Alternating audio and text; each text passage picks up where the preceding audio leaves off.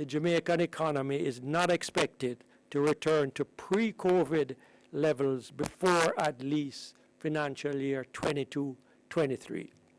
The Bank of Jamaica BOJ is projecting a partial rebound in economic growth of about 3% in the aftermath of the coronavirus pandemic starting in the fiscal year 2021-2022. Speaking Thursday at the central bank's quarterly briefing, Governor Richard Biles says the outturn could possibly be as high as 8%. This, he says, is dependent on strong recovery in tourism. The Statistical Institute of Jamaica's Statin June 2020 quarter growth outturn shows an 18.4% contraction in domestic economic activity. Governor Biles says it is a sobering indication of the extent of the pandemic's impact on the country. The pandemic has also adversely impacted employment. The most recent labor market data released by Statin in October indicating that approximately 12.6% of the labor force was unemployed at July, up from 7.8% a year earlier.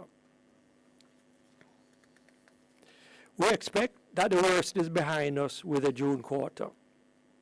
Nonetheless, our latest projection for the end of the financial year 2020-21 is for real economic activity to contract in the range of 10 to 12%, somewhat more than our previous projection of 7 to 10%. The central bank governor said despite the fallout in economic activity due to COVID-19, the financial system has remained resilient throughout the pandemic. Our regular assessment of deposit-taking institutions' balance sheets indicate that they are more than adequately capitalized and in compliance with prudent liquidity standards. Loan quality in the system, while naturally showing a small deterioration, remains well below the danger threshold. Specifically, the ratio of non-performing loans to total loans increased to 2.8% in September compared to 2.4% September the previous year. But this is well below the danger benchmark of 10%. At the same time, DTI's provisioning remains sufficient to withstand credit losses. He says the BOJ will continue to closely monitor trends in loan quality given the heightened risks. In relation to Jamaica's external accounts, the BOJ governor said notwithstanding the fallout in tourism flows, the central bank expects that the current account deficit of the balance of payments will remain at sustainable levels of 2 to 4% of gross domestic product over the next 2 years.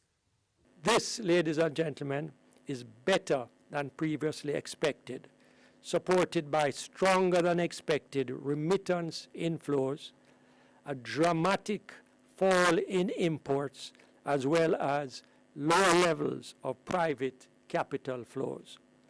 As such, Jamaica's reserves remain healthy, with net international reserves at the end of October amounting to approximately $2.9 billion. For the Business Report on PBCJ, I'm Gabrielle Thompson.